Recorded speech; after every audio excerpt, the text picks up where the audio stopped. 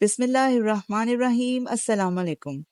باغ کے بوڑھے مالی نے پہلے تو اسے ایک مذاق سمجھا، لیکن نکلی بادشاہ کی حالت دیکھ کر اس نے آگے بڑھ کر سعد سے کہا، صاحبزادے کسی نہتے کو تیر سے ڈرانا بہادری نہیں، اگر تمہیں لڑنے کا شوق ہے تو دونوں خالی ہاتھ مقابلہ کر لو۔ مجھے لڑنے کا شوق نہیں، لیکن اگر اسے لڑنے کا شوق ہے تو میں خالی ہاتھ بھی اس کا مقابلہ کرنے کو تیار ہوں۔ یہ کہہ کر اس نے احمد کے قریب اپنی کمان رکھ دی اور پھر ترکش اتار کر اس کے حوالے کرتے ہوئے کہا، احمد تم ہوشیاری سے دوسرے لڑکوں کا خیال رکھو۔ نکلی بادشاہ کا نام زیاد تھا، جسم کے اعتبار سے وہ سعد سے 1.5 گنا معلوم ہوتا تھا۔ اس نے اپنی ریشمی ٹوپی اور قبا اتار کر ساتھی کے حوالے کی اور آستینیں چڑھا کر سعد کے مقابلے کے لیے بڑھا۔ کشتی شروع ہوئی اور باقی لڑکے جو دور دور ہٹ گئے تھے قدرے مطمئن ہو کر ان کے گرد جمع ہو گئے، لیکن 3 لڑکے جو دروازے کے قریب پہنچ کر شور مچا رہے تھے وہیں کھڑے رہے۔ پہلی جھپٹ میں زیاد نے سعد کو پٹخ دیا اور زیاد کے ساتھ ہی خوشی سے چلانے لگے، لیکن سعد فوراً کھڑا ہو گیا۔ زیاد نے اسے سنبھلنے کا موقع دینے سے پہلے ہی اس کے منہ پر گھونسا رسید کر دیا اور سعد اس ضرب کی شدت کے باعث ڈگمگاتا ہوا 2-3 قدم پیچھے ہٹ گیا۔ سرخ ٹوپی والا لڑکا چلایا، دیکھو زیاد تم کشتی کی بجائے لڑائی کر رہے ہو، یہ ٹھیک نہیں۔ زیاد کا دوسرا مکہ سعد نے اپنے بازو پر روکا اور اس کے ساتھ ہی یکے بعد دیگرے 2 مکے اس کی گردن پر رسید کر دیے۔ اس کے بعد دونوں پھر ایک دوسرے سے گتھم گتھا ہو گئے۔ باغ سے باہر سعد اور احمد کا چھوٹا بھائی احسن ان کے انتظار اور الماس کے خراٹوں سے تنگ آ کر اٹھا اور باغ کی طرف چل دیا۔ پہلے باغ کو عبور کرتے ہوئے اسے دوسرے باغ کی 4 دیواری کے اندر لڑکوں کا شور سنائی دیا تو وہ پوری رفتار سے بھاگا۔ دوسرے باغ میں داخل ہوتے ہی جب اس نے اجنبی لڑکوں کے درمیان سعد کو زیاد کے ساتھ کشتی لڑتے دیکھا تو وہ کسی تفتیش کے بغیر کمان پھینک کر ان تینوں لڑکوں پر ٹوٹ پڑا جو دروازے کے پاس کھڑے دہائی مچا رہے تھے۔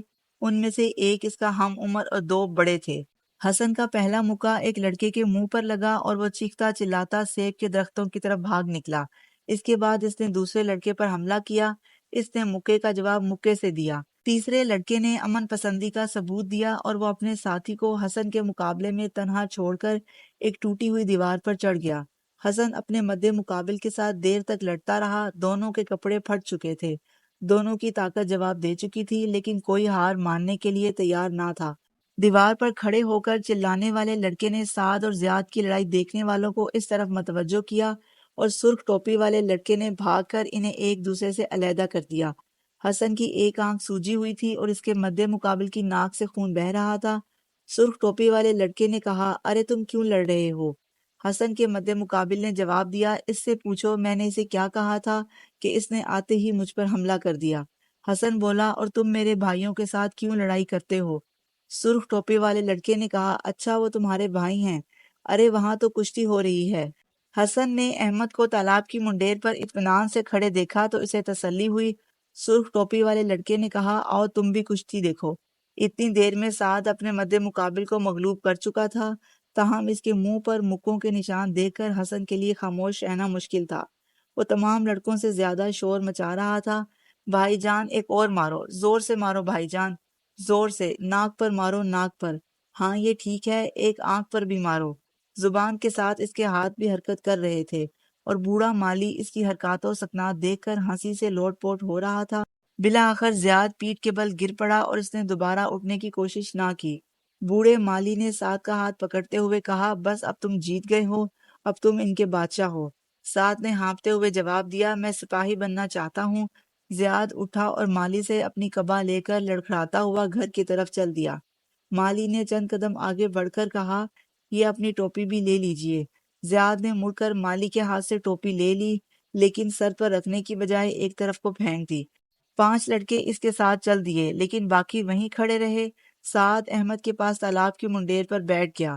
ایک لڑکے نے زمین پر پڑی ہوئی ٹوپی اٹھا لی اور اسے جھاڑ کر مالی کے سر پر رکھتے ہوئے کہا، مالی ہمارے بادشاہ کا تاج اب تمہارے حصے آیا ہے۔ لڑکے ہنسنے لگے اور مالی نے ٹوپی اتار کر واپس دیتے ہوئے کہا، نہیں جناب، ایسا تاج پہننے سے میری 1000 بار توبہ، یہ لے جاؤ اور اس کے گھر پہنچا دو۔ دوسرے لڑکے نے کہا، نہیں بھائی، یہ اسحاق کو دے دو، وہ اپنے باپ سے بنوا کر لایا ہے۔ اسحاق مدینہ تو زہرا کے ایک مشہور درزی کا لڑکا وہیں موجود تھا، لیکن وہ اس ٹوپی کو ہاتھ لگانے کے لیے تیار نہ تھا۔ بالآخر مالی نے سعد کی طرف متوجہ ہو کر کہا، ہم اس ٹوپی پر تمہارا نشانہ دیکھتے ہیں، میں اسے یہاں سے 30 قدم کے فاصلے پر رکھتا ہوں۔ سعد نے بے پرواہی سے جواب دیا، 30 قدم سے تو حسن بھی اسے نشانہ بنا سکتا ہے، تم اسے ہوا میں اچھالو، میں اس کا نشانہ کروں گا۔ اچھا بھائی دیکھتے ہیں یہ بھی۔ مالی یہ کہہ کر چند قدم کے فاصلے پر کھڑا ہو گیا اور سعد نے کمان میں تیر چڑھا لیا۔ لڑکے دم بخود ہو کر اس کی طرف دیکھ رہے تھے۔ مالی نے ٹوپی ہوا میں اچھالی، سعد نے تیر چلایا، تیر سیدھا ٹوپی میں لگا اور اسے اپنے ساتھ ہی نیچے لے آیا۔ مالی آفرین آفرین کہتا ہوا بھاگا اور تیر اور ٹوپی اٹھا لایا۔ بعض لڑکے کھل کر اور بعض دبی زبان سے سعد کو داد دے رہے تھے۔ سعد نے مالی سے کہا، اب تم اس ٹوپی کو اپنے سر پر رکھو، میں نشانہ کرتا ہوں۔ مالی نے معصومانہ انداز میں کہا، کیوں جی، میں نے آپ کا کیا قصور کیا ہے؟ حسن نے آگے بڑھ کر مالی کو تسلی دیتے ہوئے کہا، ڈرو نہیں، بھائی جان تو میرے سر پر سیب رکھ کر نشانہ لگا لیا کرتے ہیں۔ مالی نے کہا، دیکھو بھائی، اگر سیبوں کا نشانہ کرنا چاہتے ہو تو وہ سامنے درخت ہیں، وہاں سے جتنے چاہو سیب چھیڑ ڈالو، لیکن میں اس کام کے لیے تیار نہیں۔ احمد اٹھ کر آگے بڑھا اور اس نے مالی کے ہاتھ سے ٹوپی لے کر اپنے سر پر رکھتے ہوئے کہا، بھائی جان میں کھڑا ہوتا ہوں۔ جب سعد ٹوپی پر نشانہ کر رہا تھا تو مالی نے آنکھیں بند کر رکھی تھیں، جب تک اسے یقین نہ ہوا کہ خطرہ ٹل چکا ہے۔ اس نے آنکھیں نہ کھولیں، پھر وہ سعد کو سمجھا رہا تھا، میاں صاحبزادے، تمہارا نشانہ واقعی بہت اچھا ہے، لیکن خدا کے لیے دوسروں کے سر پر اس کی مشق نہ کیا کرو۔ سرخ ٹوپی والا تالاب کے پانی سے اپنا رومال بھگو کر حسن کی آنکھ پر ٹکور کر رہا تھا۔ یہ دیکھ کر احمد بھی اپنے رومال سے اس لڑکے کی ناک کا خون صاف کرنے لگا جس کے ساتھ حسن نے طاقت آزمائی کی تھی۔ سرخ ٹوپی والے لڑکے نے حسن سے سوال کیا، تمہارا نام کیا ہے؟ حسن، اس نے جواب دیا، اور وہ دونوں تمہارے بھائی ہیں نا؟ ہاں، کتنے خوش قسمت ہو تم، تمہارے بھائیوں کے نام کیا ہیں؟ ان کا نام سعد ہے اور ان کا نام احمد ہے۔ حسن نے یکے بعد دیگرے دونوں کی طرف اشارہ کرتے ہوئے جواب دیا۔ سرخ ٹوپی والے لڑکے نے ان لڑکوں کے ساتھ مزید تعارف کی ضرورت محسوس کرتے ہوئے کہا، میرا نام ادریس ہے، ادریس بن عبد الجبار۔ تمہارے ابا جان کا کیا نام ہے؟ عبد المنم، حسن نے جواب دیا۔ سعد نے پہلی بار حسن کی طرف غور سے دیکھا۔ ارے حسن، تمہاری یہ حالت کس نے بنائی ہے؟ حسن کی خاموشی پر ادریس نے جواب دیا، اس نے بھی کشتی کی ہے۔ کس کے ساتھ؟ ادریس نے دوسرے لڑکے کی طرف اشارہ کرتے ہوئے کہا، اس کے ساتھ۔ معلوم نہیں کب سے زور آزمائی کر رہے تھے، میں نے انہیں بڑی مشکل سے چھڑایا تھا۔ دوسرے لڑکے نے فریادی ہو کر کہا، میں نے اس کے ساتھ لڑائی نہیں کی، یہ بھاگتا ہوا باہر سے آیا اور آتے ہی اس نے پہلے ولید کو مکہ مارا، وہ بھاگ گیا تو مجھ پر حملہ کر دیا۔ حسن نے کہا، یہ شور مچا رہے تھے، پکڑ لو، مارو، گھیر لو۔ میں سمجھا لڑائی ہو گئی ہے۔ ساتھ والے باغ سے الماس کی آوازیں سنائی دیں، سعد، احمد، حسن، کہاں گئے تم؟ سعد نے بلند آواز میں جواب دیا، ہم آ رہے ہیں چچا۔ رخصت ہونے سے پہلے سعد نے ادریس کی طرف متوجہ ہو کر کہا، مجھے افسوس ہے کہ میری وجہ سے آپ کا کھیل خراب ہوا، ہم لڑنے کی نیت سے ادھر نہیں آئے تھے۔ ادریس نے جواب دیا، آپ کو افسوس نہیں کرنا چاہیے، آپ کے آنے سے جو کھیل ہم نے دیکھا ہے وہ زیادہ دلچسپ تھا۔ الماس باغ کے دروازے سے نمودار ہوا اور اس نے وہیں رک کر بلند آواز میں کہا، میں سمجھتا تھا تم شاید گھر چلے گئے ہو، بہت پریشان کیا تم نے، اب آؤ۔ جب یہ تینوں بھائی چل پڑے تو مدینہ الزہرا کے لڑکے بارہ دری میں سیبوں کی طرف متوجہ ہوئے۔ ایک لڑکے نے پیچھے سے آواز دی، ٹھہریے، اپنے حصے کے سیب لیتے جائیے۔ سعد نے مڑ کر جواب دیا، نہیں شکریہ، سیب ہمارے باغ میں بہت ہیں۔ ادریس کچھ دیر ان کی طرف دیکھتا رہا۔ جب وہ باغ کے دروازے پر رک کر الماس کو اپنی سرگزشت سنا رہے تھے تو ادریس کچھ سوچ کر تیزی سے چلتا ہوا ان کے قریب پہنچا اور اس نے کہا، آپ بہت تھک گئے ہوں گے، میرے ساتھ گھر تک چلیں، وہاں سے آپ کو ہمارے نوکر کرتبہ پہنچا دیں گے، ہمارا گھر یہاں سے بالکل نزدیک ہے۔ سعد نے کہا، نہیں، آج کا دن ہم پیدل چلنا چاہتے ہیں، لیکن یہ آپ کا چھوٹا بھائی تو بہت تھک گیا ہے، میں اسے دیکھ رہا تھا، یہ بڑی مشکل سے قدم اٹھا رہا تھا۔ الماس نے کہا، نہیں نہیں، حسن بہت بہادر ہے۔ کیوں حسن، تم تھک گئے ہو؟ حسن کچھ سفر کی تھکاوٹ اور کچھ لڑائی کے باعث نڈھال ہو چکا تھا۔ ادریس کی توجہ کو اس نے اپنے لیے تائید غیبی سمجھا، لیکن الماس نے اس کی امیدوں پر پانی پھیر دیا۔ اس نے بجھی ہوئی آواز میں جواب دیا، نہیں چچا، میں چل سکتا ہوں۔ دوسرے باغ سے نکل کر انہوں نے یکے بعد دیگرے ادریس سے مصافحہ کیا۔ ادریس کچھ دیر کھڑا ان کی طرف دیکھتا رہا۔ حسن کوئی 100 گز چلنے کے بعد منہ بسور کر زمین پر بیٹھ گیا۔ الماس نے کہا، کیا بات ہے حسن؟ بس میں یہیں رہوں گا۔ حسن نے تلخ لہجے میں جواب دیا، الماس نے حسن کو اٹھانے کی کوشش کی لیکن وہ زمین پر بچھا جا رہا تھا۔ بالآخر الماس نے اسے اپنے کندھے پر بٹھا لیا۔ کوئی 1.5 میل حسن کا بوجھ اٹھا کر چلنے کے بعد الماس یہ محسوس کر رہا تھا کہ اس نے ادریس کی پیشکش کو ٹھکرانے میں غلطی کی ہے۔ اچانک پیچھے سے ایک سوار گھوڑا سرپٹ دوڑاتا ہوا آیا۔ سعد نے مڑ کر پیچھے دیکھتے ہی اسے پہچان لیا اور کہا، یہ تو وہی لڑکا ہے۔ حسن اسے دیکھتے ہی شور مچانے لگا، چچا مجھے اتار دو۔ الماس نے بے پرواہی سے کہا، نہیں نہیں، اب بیٹھے رہو، تم 10 قدم چلنے کے بعد پھر زمین پر لیٹ جاؤ گے۔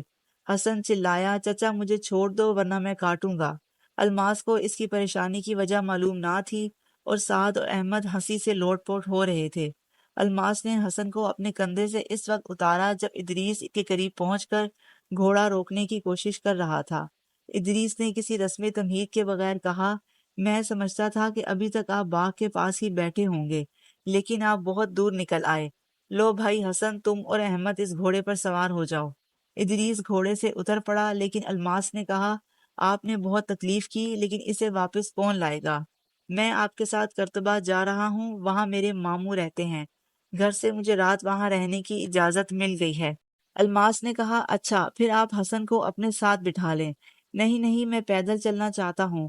الماس نے احمد اور حسن کو گھوڑے پر بٹھا کر اس کی باگ پکڑ لی۔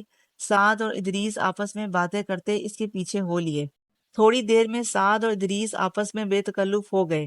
ادریس نے ہنستے ہوئے کہا، یہ عجیب بات ہے، حسن کی دائیں آنکھ پر چوٹ لگی ہے، تمہاری بائیں آنکھ سوج رہی ہے، اور زیاد کی دونوں آنکھیں سیاہ ہو رہی تھیں۔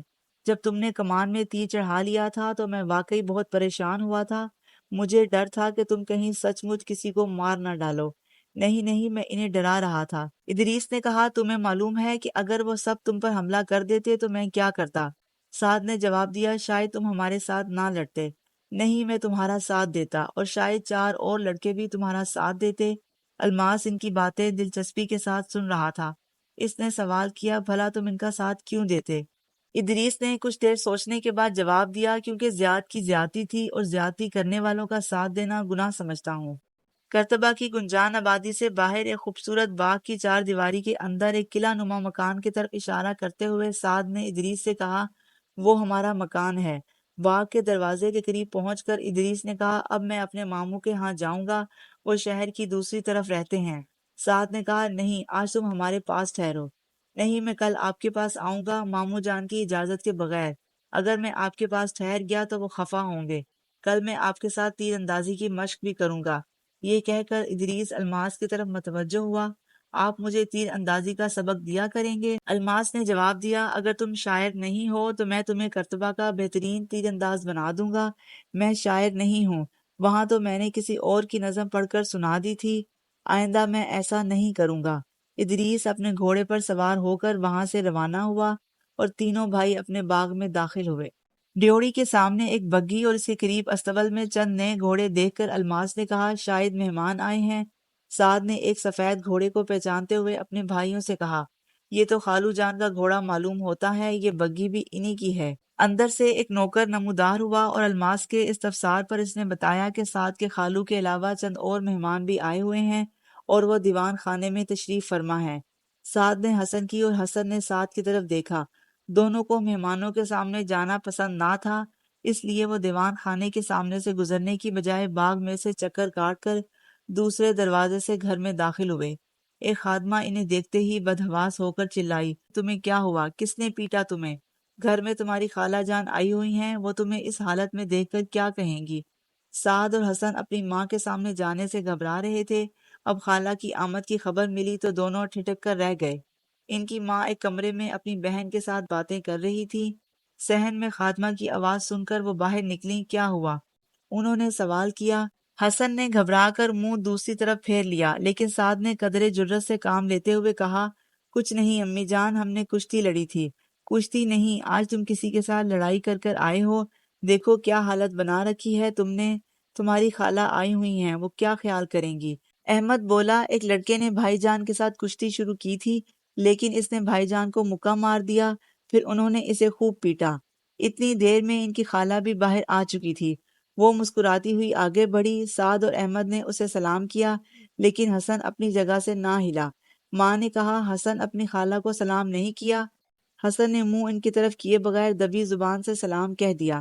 ماں نے پھر کہا، حسن اس طرف منہ کرو۔ حسن نے ماں کے حکم کی تکمیل کی، لیکن اپنا چہرہ دونوں ہاتھوں سے چھپا لیا۔ خالہ نے آگے بڑھ کر چہرے سے اس کے ہاتھ ہٹانے کی کوشش کی، لیکن وہ پوری قوت سے اپنا منہ چھپانے کی کوشش کر رہا تھا۔ راستے میں احمد اسے کئی بار بتا چکا تھا کہ تمہارے چہروں پر ضربوں کے نشانات 7 کی نسبت زیادہ ہیں۔ ماں نے ذرا ڈانٹ کر کہا، حسن ہاتھ نیچے کرو۔ حسن نے بے بسی کی حالت میں ہاتھ نیچے کر لیے اور سر جھکا دیا۔ ماں نے کہا، بہن یہ ان دونوں سے زیادہ شریر ہے۔ خالہ نے جھک کر اس کا چہرہ دیکھا اور پیار سے اس کے سر پر ہاتھ پھیرتے ہوئے کہا، اسے کچھ نہ کہو، اسے کچھ نہ کہو۔ اندلس کو ایسے بچوں کی ضرورت ہے۔ حسن بیٹا، اگر تم مار کھا کر بھاگ نہیں آئے ہو تو تمہیں اس قدر نادم نہیں ہونا چاہیے۔ میں مار کھا کر نہیں بھاگا، حسن نے تن کر کہا۔ تو پھر اس قدر پریشان کیوں ہو؟ احمد نے کہا، خالہ جان، حسن اس لیے پریشان ہے کہ اس نے غلطی سے ایک لڑکے کو پیٹ ڈالا تھا۔ خالہ نے کہا، لیکن اس نے بھی تو کمی نہیں کی، خدا کا شکر ہے اس کی آنکھ بچ گئی۔ حسن نے کہا، اس کی آنکھ میرے سے بھی زیادہ خراب تھی اور وہ 2 تھے، ایک تو پہلا مکہ کھا کر ہی بھاگ گیا تھا۔ سعد، احمد اور حسن کرتبہ کے ایک بااثر خاندان سے تعلق رکھتے تھے۔ ان کا باپ عبد المنم اپنی دولت اور ثروت کے اعتبار سے کرتبہ کے گنے چنے امراء میں سے ایک تھا۔ کرتبہ میں ایک وسیع جائیداد کا مالک ہونے کے علاوہ اسے گھوڑوں کی تجارت کا شوق تھا، اور اس تجارت کے سلسلے میں وہ کئی بار مراکش، مصر، عرب اور دوسرے ممالک کا سفر کر چکا تھا۔ ایک مرتبہ جب عبد المنم گھوڑے فروخت کرنے کے لیے قبرص گیا تو وہاں اس کی ملاقات ایک شامی تاجر سے ہوئی۔ اس تاجر نے عبد المنم کو بتایا کہ اس کا چھوٹا بھائی جو چند ماہ قبل وفات پا چکا ہے، قبرص کی بحری فوج میں کپتان تھا۔ اس کی 2 لڑکیاں اور ایک بیوہ ہے۔ بڑی لڑکی کی شادی غرناطہ کے ایک رئیس کے ساتھ ہو گئی تھی۔ وہ چند سال قبل حج کے لیے آیا تھا۔ حج سے واپس آتے ہوئے اس کے جہاز کو کوئی حادثہ پیش آیا۔ اتفاق سے میرے بھائی کا جہاز، جس پر وہ بحری ڈاکوں کا تعاقب کر رہا تھا، اس طرف آ نکلا اور اس کی جان بچ گئی۔ میرا بھائی اسے اپنے ساتھ لے آیا اور چند ہفتوں کے بعد اس کے ساتھ اپنی لڑکی کا نکاح کر دیا۔ اب میرے بھائی کی بیوہ اور چھوٹی لڑکی غرناطہ میں بڑی لڑکی کے پاس جانا چاہتی ہے، اور اس لیے میں آپ کو تکلیف دینا چاہتا ہوں۔ عبد المنم نے اسے جواب دیا، مجھے کوئی تکلیف نہیں ہوگی، ہمارا جہاز ویسے بھی خالی جا رہا ہے۔ تاجر نے کہا، بعض مجبوریوں کے باعث میں خود ان کے ساتھ نہیں جا سکتا، میرے بھائی کا ایک وفادار نوکر ان کے ساتھ جائے گا، آپ انہیں مالکا پہنچا دیں، وہاں سے وہ خود غرناطہ چلے جائیں گے۔ عبد المنم نے اسے تسلی دیتے ہوئے کہا، آپ فکر نہ کریں، میں خود غرناطہ تک ان کے ساتھ جاؤں گا۔ عبد المنم نے ان خواتین کے لیے اپنے جہاز کے ایک حصے میں پردے کا انتظام کر دیا اور تیسرے دن وہ قبرص سے روانہ ہوئے۔ ساحل سے کچھ دور عبد المنم کے جہاز پر بحری قزاقوں نے حملہ کر دیا۔ جہاز کا کپتان ایک تجربہ کار ملاح تھا اور عبد المنم خود بھی جہاز رانی کا کافی تجربہ حاصل کر چکا تھا۔ اس نے ہر خطرے کا مقابلہ کرنے کے لیے اپنے جہاز کو بہترین جنگی سامان سے آراستہ کر رکھا تھا۔ کپتان کے علاوہ اس کے جہاز کا ہر ملاح بحری جنگ کا عملی تجربہ رکھتا تھا۔ بحری ڈاکوں کے ایک جہاز کو عبد المنم اپنے لیے کوئی بڑا خطرہ نہ سمجھتا تھا، لیکن اس مرتبہ اس کے ساتھ 2 عورتیں تھیں اور اس کے نزدیک ان کی حفاظت کا مسئلہ جہاز سے کہیں زیادہ اہم تھا۔ ڈاکوؤں کا جہاز انہیں شام سے کچھ دیر قبل دکھائی دیا اور عبد المنم نے کپتان کو حکم دیا کہ وہ مقابلہ کرنے کی بجائے بچ نکلنے کی کوشش کرے۔ کپتان اور ملاحوں کی تمام کوششوں کے باوجود دونوں جہازوں کا درمیانی فاصلہ بتدریج کم ہوتا گیا۔ اس کے بعد انہوں نے رات کی تاریکی سے فائدہ اٹھایا، لیکن الصبح ڈاکوؤں کا جہاز پھر ان کے پیچھے تھا۔ عبد المنم نے کپتان کے ساتھ مشورہ کرنے کے بعد لڑنے کا فیصلہ کیا۔ ڈاکوؤں کو بہت حد تک یہ اطمینان ہو چکا تھا کہ ان کے مد مقابل لڑائی کی ہمت نہیں رکھتے، اور جب دوسرے جہاز سے ان کے ابتدائی تیروں کا جواب بھی نہ آیا تو ان کا حوصلہ اور بھی بڑھ گیا۔ ڈاکوؤں کے سردار نے بلند آواز میں اپنے ساتھیوں سے کہا، یہ جہاز بہت قیمتی ہے، اس لیے اسے نقصان سے بچانے کی کوشش کی جائے۔ لیکن جب وہ قریب آ گئے تو عبد المنم کے جہاز سے اچانک تیروں کی بارش ہونے لگی۔ چند ڈاکو جو تختے پر کھڑے کمندے پھینکنے کی تیاری کر رہے تھے، زخمی ہو کر گر پڑے۔ اس کے ساتھ ہی چند آتشی تیر ڈاکوؤں کے جہازوں کے بادبانوں میں پیوست ہو گئے۔ ڈاکوؤں نے اچانک اپنے جہاز کا رخ بدل کر عبد المنم کے جہاز کے ساتھ سیدھی ٹکر لگانے کی کوشش کی، لیکن ہوشیار کپتان نے فوراً اپنے جہاز کا رخ بدل دیا اور ڈاکوؤں کا جہاز عبد المنم کے جہاز کو عین درمیان سے پاش پاش کرنے کی بجائے ایک پہلو سے رگڑتا ہوا اس کے ساتھ جا لگا۔ ڈاکوؤں نے کمندیں پھینک کر عبد المنم کے جہاز پر کودنے کی کوشش کی، لیکن مد مقابل کے نیزوں اور تلواروں کے سامنے ان کی ایک نہ چلی۔ چند لمحات کے اندر اندر ڈاکوؤں کے کئی آدمی ہلاک ہو چکے تھے اور ان کے جہاز میں آگ کے شعلے نہایت خطرناک صورت اختیار کر چکے تھے۔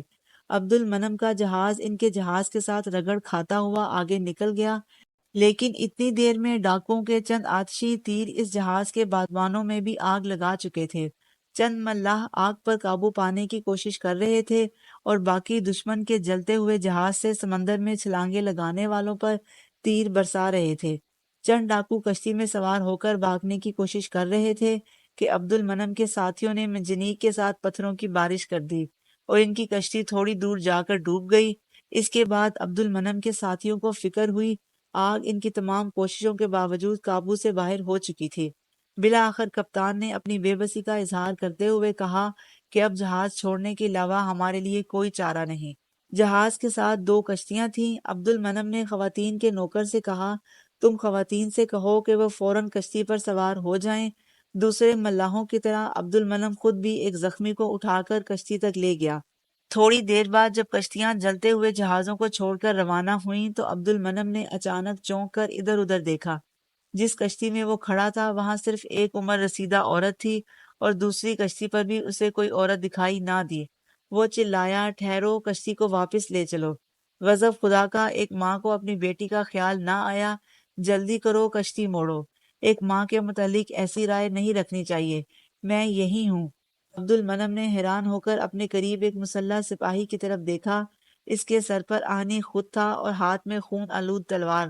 اس کی ذرہ اس کے جسم کے مقابلے میں بہت کشادہ تھی۔ عبد المنم کی حیرانی دور کرنے کے لیے کپتان نے کہا، آپ نے غور نہیں کیا یہ لڑائی میں شروع سے آخر تک ہمارے ساتھ تھیں۔ میں ان کی شجاعت سے بہت متاثر ہوں۔ میں حیران ہوں کہ یہ ذرہ انہوں نے کہاں سے لی۔ لڑکی نے جواب دیا، یہ تلوار میرے ابا کی نشانی ہے اور ذرہ از خود مجھے جہاز کے ایک کمرے سے مل گئی تھی۔ میں نے مردانہ لباس تلاش کرنے کے لیے ایک صندوق کھولا تھا، لیکن وہاں سب اسی قسم کی چیزیں تھیں۔ عبد المنم اور اس کے ساتھی سارا دن کشتیوں میں بیٹھے رہے۔ انہیں ساحل تک پہنچنے سے زیادہ اس بات کی امید تھی کہ اس طرف کوئی نہ کوئی جہاز آ نکلے گا۔ شام کے وقت شمالی افق پر کسی جہاز کے بادبان دکھائی دیے اور انہوں نے کشتیوں کا رخ اس طرف پھیر دیا، لیکن شام کی بڑھتی ہوئی تاریکی نے ان کی امیدوں پر پانی پھیر دیا۔ اگلے دن ان کی پریشانی مایوسی میں تبدیل ہو رہی تھی۔ خوراک کا ذخیرہ قریباً ختم ہو چکا تھا۔ عبد المنم کی تقلید میں اس کے تمام ساتھی پیاس کے باوجود اپنے حصے کا گھونٹ گھونٹ پانی زخمیوں کو دے رہے تھے۔ دوپہر کے وقت عبد المنم نے عمر رسیدہ عورت کو پیاس سے نڈھال دیکھ کر اسے پانی کے چند گھونٹ دیے۔ اس کے بعد وہ نوجوان لڑکی کی طرف متوجہ ہوا۔ وہ ایک زخمی کے قریب بیٹھ کر اسے تسلی دے رہی تھی۔ تمہیں مایوس نہیں ہونا چاہیے، خدا نے ہمیں ڈاکوؤں سے بچایا ہے، وہ ہمیں اس مصیبت سے بھی نجات دے گا۔ عبد المنم نے پیالی میں پانی کے چند گھونٹ ڈالنے کے بعد اس کے قریب آ کر کہا، یہ آپ کا حصہ ہے، لیجئے، اس کے بعد شاید آپ کو پانی نہ ملے۔ لڑکی نے جواب دیا، میں اپنا حصہ لے چکی ہوں، آپ نے صبح سے ایک گھونٹ بھی نہیں پیا۔ عبد المنم بولا، ان حالات میں اپنے متعلق سوچ نہیں سکتا، لیجئے۔ لڑکی نے عبد المنم کے ہاتھ سے پیالہ لے کر ادھر ادھر دیکھا اور ایک زخمی کے منہ کو لگاتے ہوئے کہا، ان حالات میں بھی اپنے متعلق نہیں سوچ سکتی۔ اس لڑکی کا نام سکینہ تھا۔ عبد المنم نے پہلے اس کے ہاتھ میں تلوار دیکھی تھی اور اپنے دل میں خوشگوار دھڑکنیں محسوس کی تھی۔ اس کے بعد اس کے نازک ہاتھ زخمیوں کی مرہم پٹی کر رہے تھے تو وہ یہ محسوس کر رہا تھا کہ کوئی اس کے ساز حیات کے خاموش تاروں کو چھیڑ رہا ہے، تاہم وہ اس کے لیے ایک اجنبی تھی۔ لیکن ایک زخمی کو اپنے حصے کا پانی پلاتے وقت اس کے مرجھائے ہوئے چہرے پر اطمینان کی ایک غیر معمولی جھلک دیکھنے کے بعد عبد المنم یہ محسوس کر رہا تھا کہ قدرت نے اس کے اپنے دل کی گہرائیوں سے ایک حسین تصویر نکال کر اسے زندگی عطا کر دی ہے۔ سکینہ اس کے لیے اجنبی نہیں، وہ اسے مدت سے جانتا ہے، آغاز شباب سے لے کر اب تک وہ اس کے دل میں بس رہی تھی۔ اس کے ذہن میں اس کے کئی نام تھے۔ تیسرے دن الگ صبح جب بھوک، پیاس اور تھکاوٹ کے باعث عبد المنم کے بیشتر ساتھی نیم بے ہوشی کی حالت میں کشتی میں پڑے ہوئے تھے، وہ کشتی کی پتوار سنبھالے ہوئے تھا۔ اس کی طاقت جواب دے چکی تھی، لیکن آنکھوں میں ابھی تک امید کی جھلک باقی تھی۔ اچانک دوسری کشتی سے ایک ملاح نے ہاتھ کے اشاروں سے اسے اپنی طرف متوجہ کیا اور پھر ایک طرف اشارہ کر دیا۔ عبد المنم نے دیکھا کچھ فاصلے پر ایک جہاز ان کی طرف آ رہا تھا۔ اس نے اپنے ساتھیوں کو آواز دینے کی کوشش کی لیکن سوکھے ہوئے حلق سے آواز نہ نکل سکی۔ جہاز پر طرابلس کا جھنڈا لہرا رہا تھا۔ عبد المنم نے کشتی پر کھڑے ہو کر دونوں ہاتھ بلند کر دیے اور جب جہاز کے تختے پر سے ملا اپنے ہاتھ ہلا کر اس کے اشاروں کا جواب دینے لگے تو وہ آگے بڑھ کر سکینہ کو ہوش میں لانے کی کوشش کرنے لگا۔ سکینہ نے آنکھیں کھولیں اور عبد المنم نے اسے اپنے بازو کا سہارا دے کر بٹھاتے ہوئے دوسرے ہاتھ سے جہاز کی طرف اشارہ کر دیا۔ یہ جہاز سبزتا جا رہا تھا۔ اگلے دن جب سکینہ عشے پر کھڑی غروب آفتاب کا منظر دیکھ رہی تھی، عبد المنم نے اس کے قریب آ کر کہا، ہم پرسوں تک سبزتا پہنچ جائیں گے، وہاں سے ہمیں مالکا کا جہاز مل جائے گا۔ سکینہ نے مڑ کر اس کی طرف دیکھتے ہوئے کہا، مجھے آپ کے جہاز کی تباہی کا بہت افسوس ہے، آپ کے کپتان کو بہت صدمہ ہوا ہے۔ ہمارا آنا آپ کے لیے اچھا شگون نہ ہوا، نہیں بلکہ آپ کی وجہ سے ہماری جانیں بچ گئیں۔ سکینہ دوبارہ افق کی طرف دیکھنے لگی۔ عبد المنم نے کچھ دیر خاموش رہنے کے بعد کہا، میں ابھی تمہاری والدہ کے پاس ایک درخواست لے کر گیا تھا۔ میں ایک سپاہی ہوں، مجھے معلوم نہیں کہ مجھے کس طرح بات کرنی چاہیے تھی، تاہم انہوں نے میری بات کو برا نہیں جانا۔ عبد المنم یہاں تک کہہ کر رک گیا اور پھر ایک فیصلہ کن انداز میں بولا، میری درخواست تمہارے متعلق تھی۔ کشتی پر مصیبت کی آخری رات میں سوچ رہا تھا کہ اگلی شام تک قدرت نے کسی کو ہماری مدد کے لیے نہ بھیجا تو ہم شاید زندگی کی ایک اور صبح نہ دیکھ سکیں۔ میں موت سے کبھی نہیں ڈرا، لیکن اس مرتبہ مجھے اپنی زندگی پہلے کی نسبت کہیں زیادہ عزیز تھی۔ چاند کی روشنی میں تمہارا مرجھایا ہوا چہرہ دیکھ کر میں نے بارہا تم سے کچھ کہنے کی ضرورت محسوس کی، لیکن میرے سوکھے ہوئے حلق سے آواز نہ نکلی۔ لیکن تم سمجھ گئی ہو کہ میں کیا کہنا چاہتا تھا۔ میں کچھ نہیں سمجھی، سکینہ نے اپنے دل کی دھڑکنوں پر قابو پانے کی کوشش کرتے ہوئے جواب دیا۔ میں یہ کہنا چاہتا تھا کہ مرتے وقت میرے ذہن میں آخری سوال یہ ہوگا کہ ہم دونوں ایک دوسرے کے لیے پیدا ہوئے تھے۔ سکینہ نے جھکتے اور شرماتے ہوئے سوال کیا، امی جان سے آپ نے کیا کہا ہے؟ ان سے میں نے بہت کچھ کہا ہے اور وہ شاید تم سے بھی کچھ کہیں گی، لیکن تم سے میں صرف ایک مختصر سے سوال کا جواب پوچھنے آیا ہوں۔ تمہیں میری رفیقہ حیات بننے پر کوئی اعتراض تو نہیں؟ سکینہ نے ایک ثانیہ کے لیے عبد المنم کی طرف دیکھا اور کچھ کہے بغیر وہاں سے چل پڑی۔ اس کا دل دھڑک رہا تھا، اس کی ٹانگیں لڑکھڑا رہی تھیں، اس کے چہرے پر مسرت کی مسکراہٹیں اور آنکھوں میں خوشی کے آنسو تھے۔ اپنی ماں کے قریب پہنچ کر وہ ایک لمحہ کے لیے رکی اور پھر بے اختیار امی امی کہتی ہوئی اس کے ساتھ لپٹ گئی۔ کیا ہے بیٹی؟ کچھ نہیں امی، ماں نے اس کے سر پر ہاتھ پھیرتے ہوئے کہا، تم بہت خوش نصیب ہو بیٹی۔ غرناطہ پہنچنے کے چند دن بعد عبد المنم اور سکینہ کی شادی ہو گئی۔ کرتبہ کے طبقہ اعلیٰ میں کئی دن اس بات کا چرچا رہا کہ عبد المنم نے اندلس کے بہترین خاندانوں کی لڑکیوں کے رشتے ٹھکرا کر کسی گمنام خاندان کی لڑکی کے ساتھ شادی کر لی ہے۔ سکینہ کو اپنے خاوند کی عزت اور شہرت کا صحیح اندازہ نہ تھا۔ وہ صرف یہ جانتی تھی کہ وہ ایک تاجر ہے جو جہاز ڈوب جانے کے باعث اپنا بہت کچھ کھو چکا ہے۔ لیکن جب کرتبہ آ کر عبد المنم کا عالی شان محل دیکھا تو وہ دنگ رہ گئی۔ عبد المنم اسے رہائشی مکان کے ایک خوبصورت کمرے میں بٹھا کر دیوان خانے میں ان دوستوں کے پاس چلا گیا جو مبارکباد دینے کے لیے جمع ہو رہے تھے، اور سکینہ کو کرتبہ کے اونچے طبقے کی خواتین نے گھیر لیا۔ کوئی اس کے لباس اور کوئی اس کے بالوں کی بناوٹ کے متعلق رائے زنی کر رہی تھی۔ سکینہ حیران تھی کہ اس کی تعریف ہو رہی ہے یا مذمت۔ کرتبہ کی خواتین بات بات پر شعر پڑھتی تھی، پھر ایک دوسری سے ان شعروں کا مطلب پوچھتی تھیں، اور اس کے بعد وہ بحث کرتی تھی کہ شعر کا اصلی مفہوم کیا ہے۔ بالآخر وہ دلہن کی طرف متوجہ ہو کر پوچھتیں، آپ بتائیں آپ کے خیال میں فلاں شعر کا کیا مطلب ہے؟ سکینہ کے پاس ان سوالات کا کوئی جواب نہ تھا، وہ مبہوت سی ہو کر ان کی طرف دیکھ رہی تھی۔ ایک شوخ و طرار لڑکی نے کہا، دیکھو جی، میری بھابھی کو تنگ نہ کرو، انہیں شاعری سے کوئی لگاؤ نہیں، کوئی اور بات کرو، ہاں انہیں موسیقی سے رغبت ہے۔ سکینہ نے معصومانہ انداز میں جواب دیا، نہیں مجھے موسیقی کے ساتھ کوئی رغبت نہیں۔ تو پھر آپ کیا جانتی ہیں؟ لڑکی نے ایک شرارت آمیز مسکراہٹ کے ساتھ سوال کیا۔ سکینہ کا پیمانہ صبر لبریز ہو چکا تھا۔ اس نے کہا، میں کچھ نہیں جانتی۔ اگر آپ کو اس بات سے تسکین ہو سکتی ہے تو مجھے اس بات کا اعتراف کرنے میں کوئی عار نہیں کہ میں ایک غریب سپاہی کی لڑکی ہوں۔ میرے والدین نے مجھے شاعری اور موسیقی کی تعلیم نہیں دی، وہ میرے لیے فقط قرآن کی تعلیم کافی سمجھتے تھے۔ انہوں نے مجھے بتایا کہ لباس جسم ڈھانپنے کے لیے ہے، نمائش کی چیز نہیں ہے۔ میں نے تہذیب و تمدن کے اس گہوارے میں آنکھ کھولی تھی جہاں ایک عورت صرف ایک بیٹی، ایک بیوی اور ایک ماں کی حیثیت میں پہچانی جاتی ہے۔ آپ کے سامنے فخر اور غرور کے لیے میرے پاس کچھ نہیں، صرف ایک بات ہے جسے سننا شاید آپ پسند نہ کریں، اور وہ یہ کہ میں وہ سب کچھ ہوں جو میرے شوہر کو پسند ہے، اور میرا شوہر وہ سب کچھ ہے جس کی میں خواہش کر سکتی تھی۔ ایک عمر رسیدہ عورت نے سکینہ کے سر پر ہاتھ رکھتے ہوئے کہا، بیٹی تم ان سب سے زیادہ جانتی ہو، میں عبد المنم کے حسن انتخاب کی داد دیتی ہوں۔ غرناطہ میں سکینہ کی بڑی بہن کا خاوند ابو صالح ایک با اثر رئیس تھا۔ سکینہ کی ماں کچھ عرصہ اپنی بڑی بیٹی کے پاس رہنے کے بعد کرتبہ آ گئی۔ شادی کے 1 سال بعد عبد المنم کا بڑا لڑکا سعد پیدا ہوا۔ سعد کی پیدائش سے 3 ماہ بعد سکینہ کی ماں چند دن بیمار رہنے کے بعد چل بسی۔ سعد کی پیدائش سے 2 سال بعد عبد المنم کا دوسرا بیٹا احمد پیدا ہوا۔